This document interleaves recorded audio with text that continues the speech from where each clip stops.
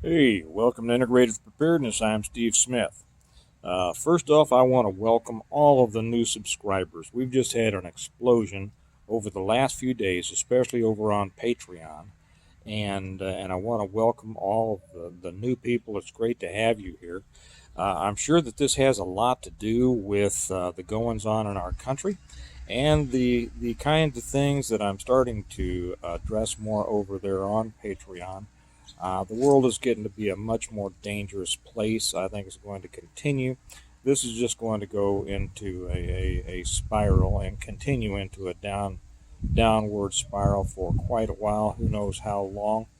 But while it does, we need to be able to take care of ourselves and the things that are important to us, and that's why we make these videos. Uh, if you're not, just a word about that, and also welcome to everybody here on YouTube who's coming on board. It's great to have you. Just a word for those of you who may not be over on Patreon yet. We cover things over there that I don't cover here. This is preparedness, but over there I get into specifics. Uh, Over there is where I cover things like self-defense and guns. And today I just put up one about the use of vehicles, offense, defense, and bug out. This is going to be a very important subject when we're dealing with organized protests and riots and things like that. Tomorrow, probably, I'll be putting one up about how to deal with situations if you happen to be out in public in a restaurant and it gets invaded uh, with these so-called protesters. These times are dangerous, and just if you're new to me, to let you know just a little bit about me. I used to be a police officer in a large city.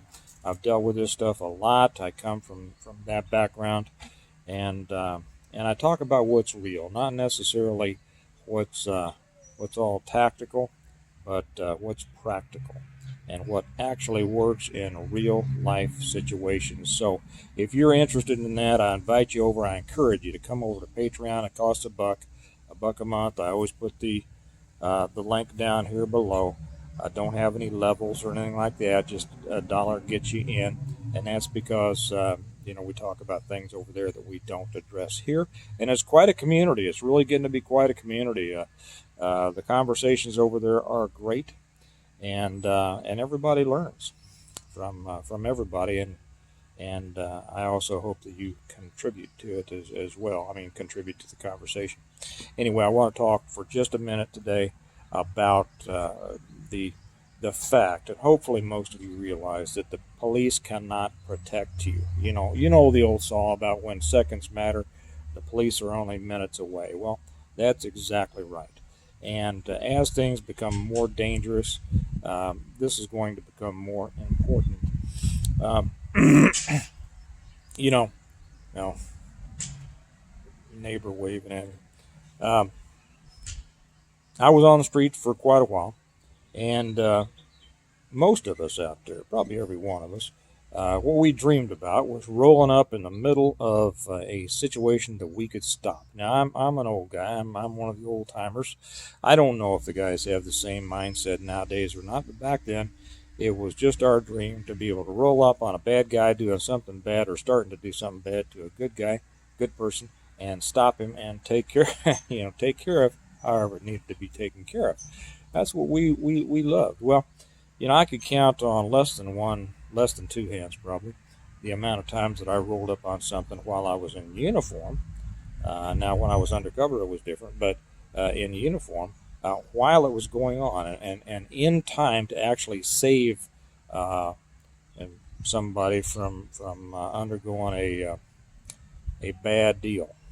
If you happen to watch that thing, to where that Ohio officer uh, shot that girl who was attacking the other girl with a knife the other day. I put something up about it over on Patreon. That was one of the rare occurrences where an officer was able to arrive in time to actually save somebody's life. Usually it doesn't work like that. If you roll up, now that was in response to a 911 call. Back when I was on, we didn't have 911, believe it or not. But that was in response to a 911 call.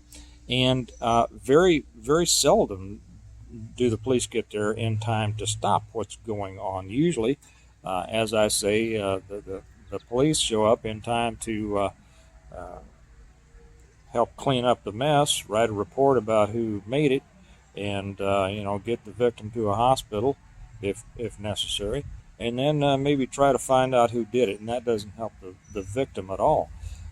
As far as on patrol, if a cop rolls up on something, it's by mistake, it's by accident. Doesn't mean he didn't want to, but it's just because he took a right instead of a left, or stayed in a station for an extra 10 minutes to talk to a buddy, or went to a different place for lunch, whatever.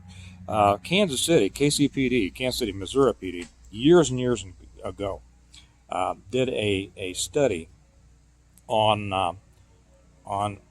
the extent to which police uh, what am I trying to say here? The extent to which police could be seen by the community, the saturation of police in an area, had an effect on crime. And so they saturated some areas. They actually almost took all police out of certain areas and put those into other areas, so that the other areas had almost twice as much coverage as they normally did. What they found out at the end of the study was that the I'm for a writer. I can't find the word sometimes, but the presence of police officers had very little to do with the occurrence of crime. There's some lessons in there. It's probably a little too much to get into right now, but that's the truth. Is that crime is of course volatile. It's not something that you can predict. I know that there are all these predictive programs going on out there now that they're trying to, predict crime patterns. And while they might be able to predict patterns, there's no way that they can predict particular incidences. So if you need help, the odds are great that nobody's going to be there to help you.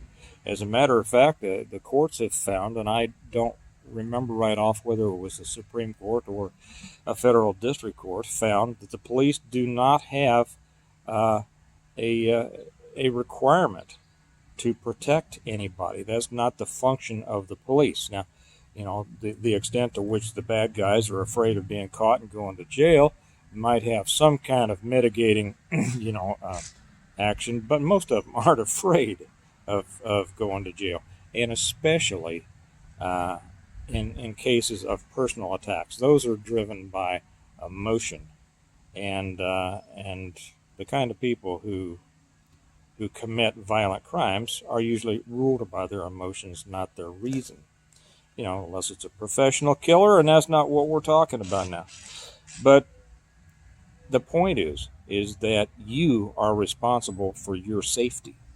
The police will not be there to help you. They can't be there to help you. There's not enough of them, and they can't cover everything in the world. Of course, you can mitigate your situations by where you go, when you go there, how aware you are of what's around you, and how well you are prepared to be able to deal with trouble if it comes your way. That's where we get into what we talk about over on Patreon, so I'm not going to pursue it that much more here.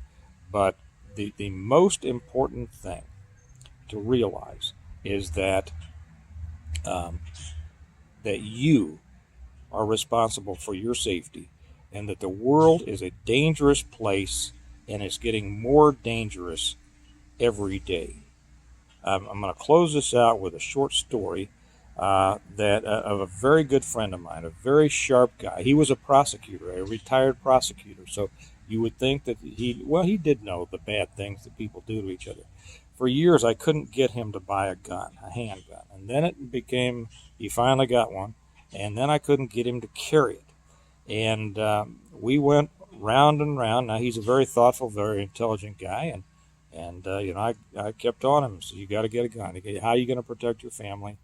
Blah, blah, blah. All the arguments about that. But he finally said, he kind of hung his head, and he says, you know what? I guess I just don't want to admit that I live in a world where that's necessary. Well, we live in a world where that's necessary. And the first step to being able to handle trouble that comes our way is accepting and understanding that. So I hope you all do. If you haven't quite gotten that point yet, please think about it, understand, realize, do a little research on violent crime, and you will realize that it's you who are the person who's going to be able to help you in a violent situation, and I hope you'll prepare to do that. As I say, we cover more of this over on Patreon. I hope you'll join us over there. And I'll leave it at that for today. It's a beautiful day.